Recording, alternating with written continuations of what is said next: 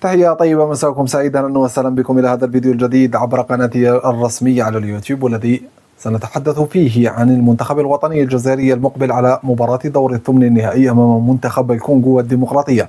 مباراة صعبة وخاصة أيضا نعتبرها مهمة جدا للوصول إلى أبعد نقطة ممكنة في هذه الكأس الإفريقية.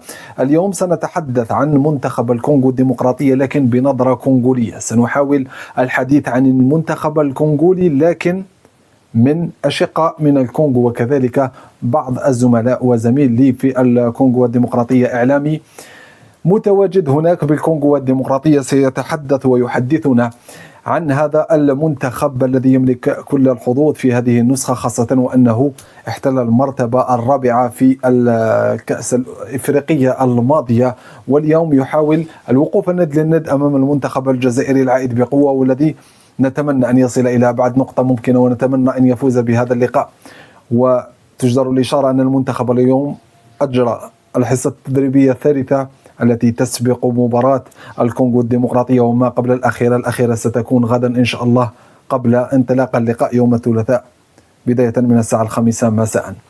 إذن يلتحق بنا زميلنا من الكونغو الديمقراطية غراس دياكوباما اللي راح نتحدثوا معاه باللغة الفرنسية، وبعدين راح نقوم بترجمة ما قاله غراس دياكوباما من الكونغو الديمقراطية للحديث عن حظوظ منتخبه في هذا اللقاء، والذي سنعرف مدى قوته، وكذلك سنعرف تفكير الكونغوليين من خلال هذا الإعلامي حول هذا اللقاء الذي يعتبر صعب بالنسبة لهم، وكذلك المنتخب الوطني الجزائري الذي يثير مخاوف العديد من المنتخبات الإفريقية.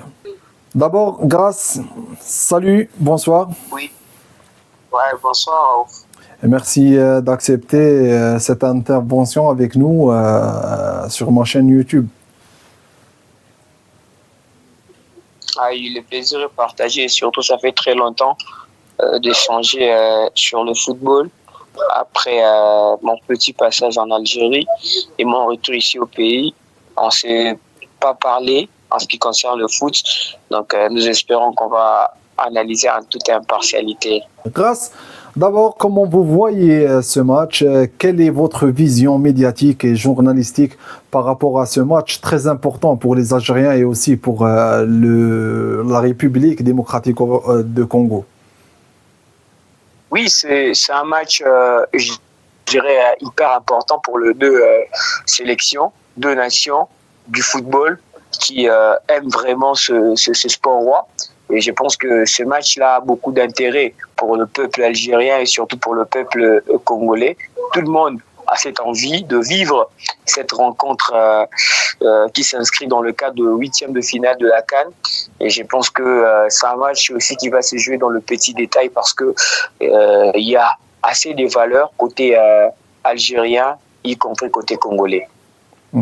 Par rapport à ce match, qu'est-ce qui vous fait peur par rapport à nos joueurs, peut-être nos stars, et par rapport aussi aux résultats que l'Algérie a déjà concrétisé ou bien a déjà fait lors de la phase des poules? On a eu 3 matchs, 3 victoires consécutives. Qu'est-ce que vous pensez de l'équipe algérienne, sachant que l'équipe algérienne vise le titre cette fois-ci? Oui, la peur est au niveau d'abord, en regardant l'Algérie, c'est le plus grand pays africain. C'est un pays qui regorge de joueurs assez talentueux. Et du coup, si vous voyez le résultat enregistré par l'Algérie depuis 2019, c'est un pays qui a remporté la CAN. Et donc ça fait peur de rencontrer une sélection aussi qui est mieux classée au classement CAF et FIFA par rapport à la RDC. Et surtout, il y a des valeurs, il y a des potentialités, il y a des joueurs assez talentueux. Et c'est aussi ça, cette peur-là de rencontrer une équipe. À l'image de qui? Par rapport à vous. Quand vous parlez des joueurs, à l'image de qui? La star de l'équipe reste toujours Riyad Mahrez.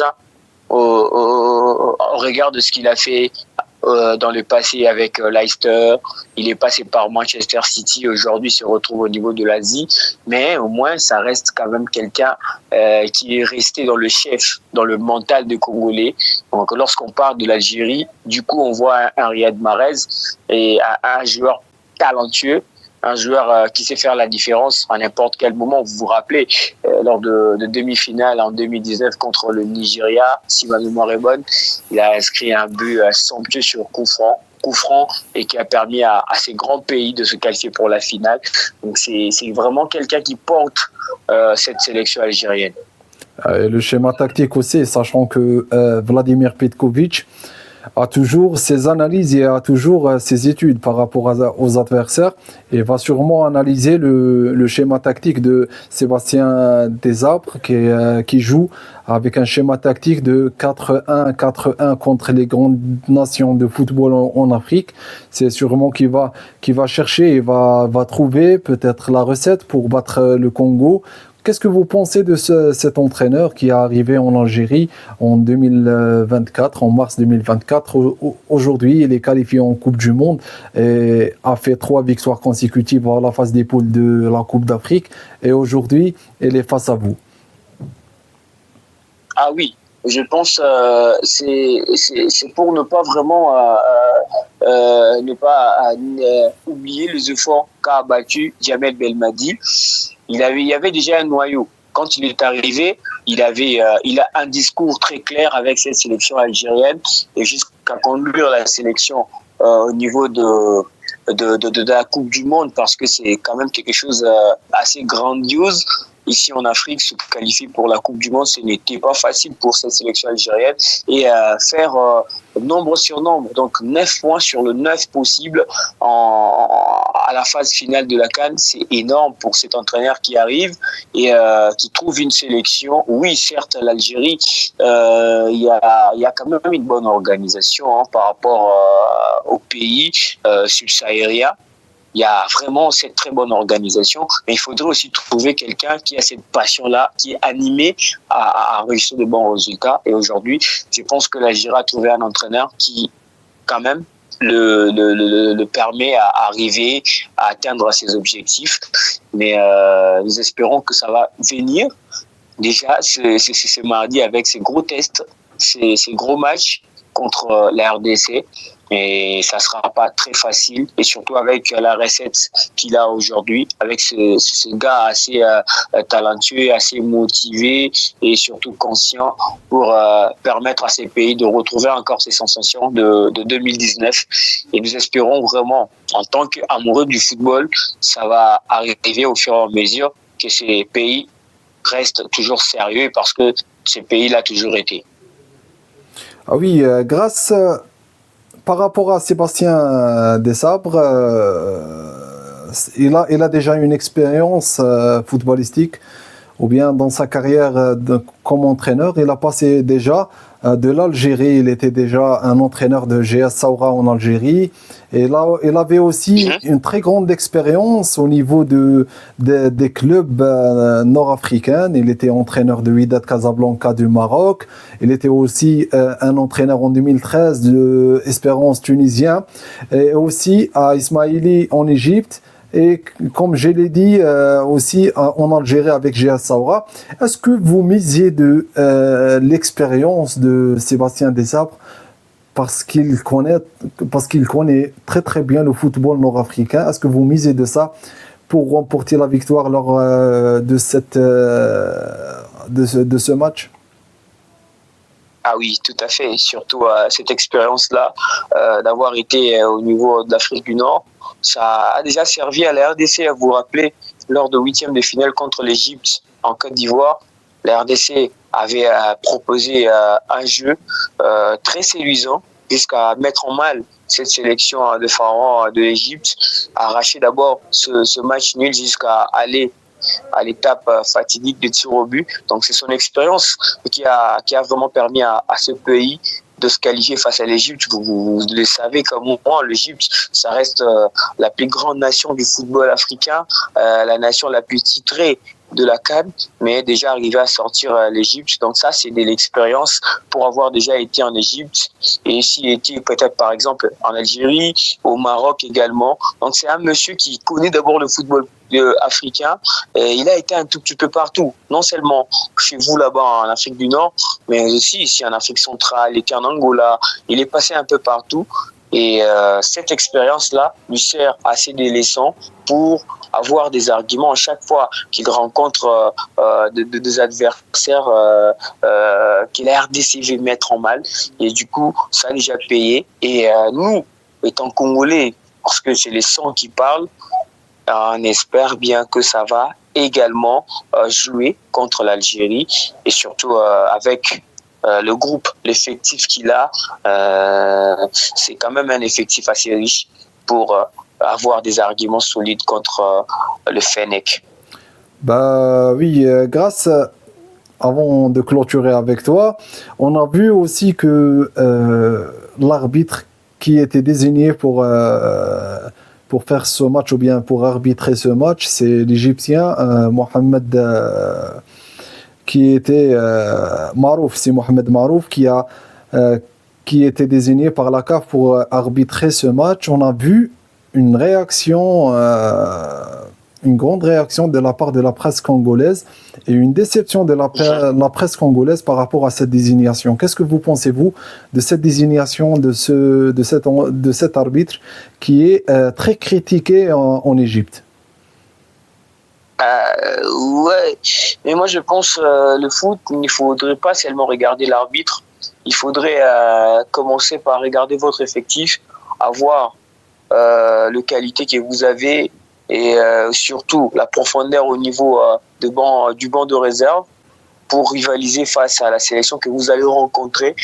Mais bon, ça a toujours été le plus grand problème depuis le football est arrivé au monde. L'arbitrage, on en parle un peu partout, on en parle en Espagne, on en parle en France, en Angleterre, et pourquoi pas aussi que nous puissions en parler ici en Afrique. Mais est-ce qu'il y a un tout petit peu posé problème, c'est ça peut-être le fait que c'est un arbitre qui vient de l'Afrique du Nord, et là, c'est comme si c'est déjà un match perdu en avance côté congolais sur le plan mental, mais étant un vrai connaisseur du football, je pense que c'est un monsieur qui va jouer aussi sa carte, jouer ou soit officier un match de huitième de finale, c'est aussi ses compétences qu'il met en avant.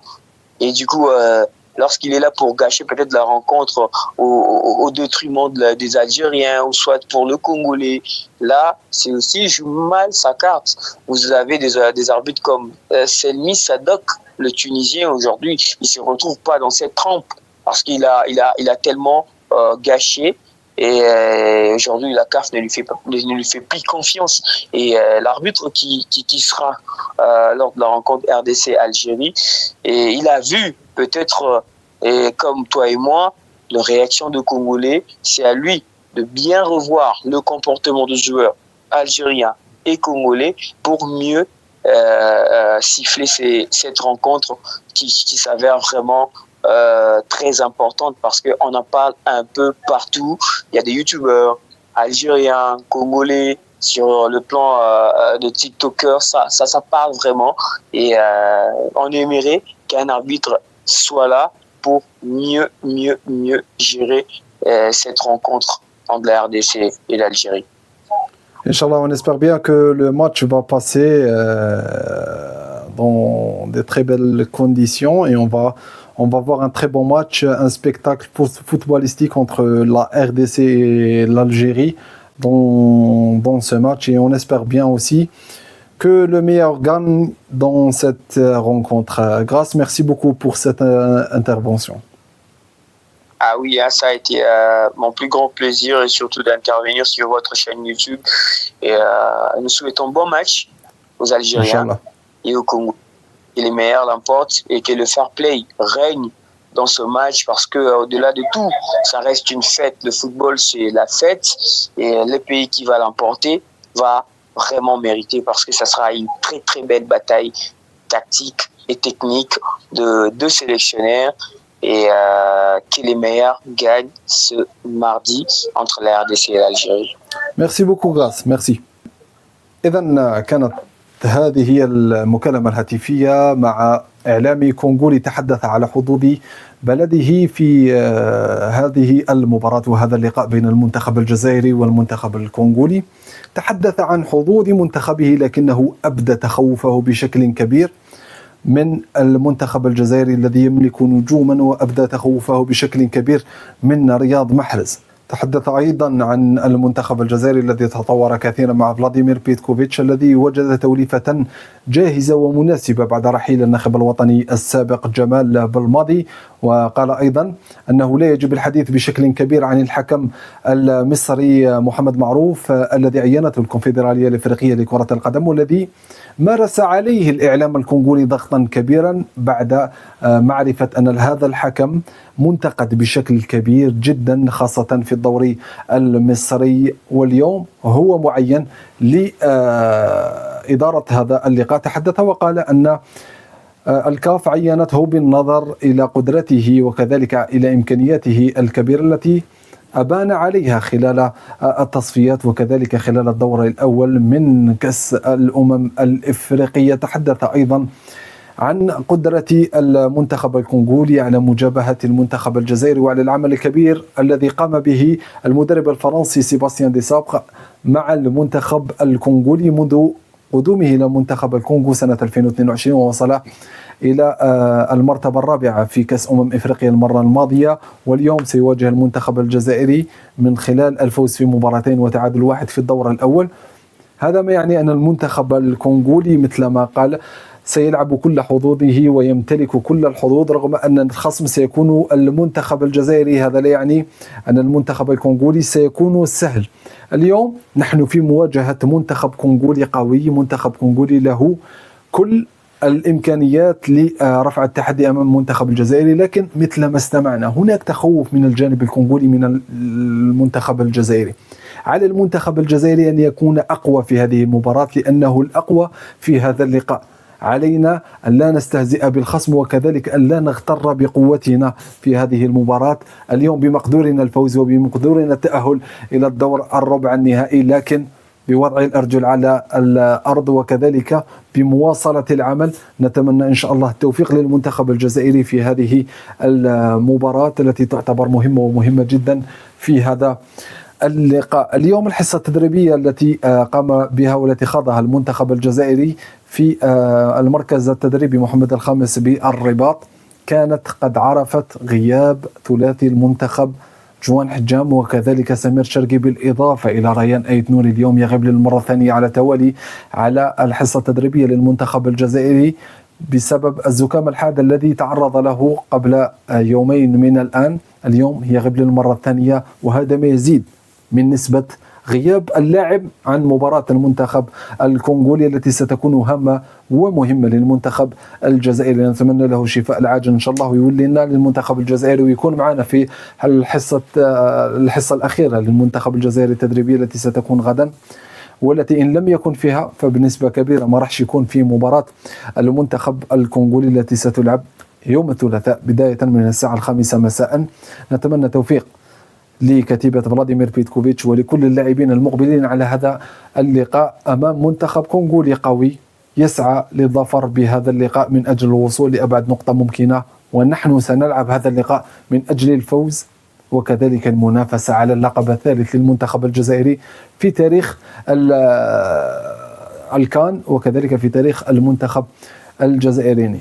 عندنا ثقة، كلنا ثقة في كتيبة فلاديمير بيتكوفيتش وفي كل اللاعبين، في المدرب، في كل الطاقم الفني، في كل عناصر المنتخب الجزائري من اللاعبين. إن شاء الله يتوفقوا في هذا اللقاء، وإن شاء الله يكونوا يد واحدة من أجل تحقيق هذا الفوز، ونكونوا فرحانين بعد نهاية هذا اللقاء ونتحدثوا ونتحللوا نتيجة هذه المباراة مع بعض إن شاء الله. وانتم مشاهدينا ما تنسوش تضغطوا على اللايك وكذلك على الاشتراك في هذه القناة، والسلام عليكم.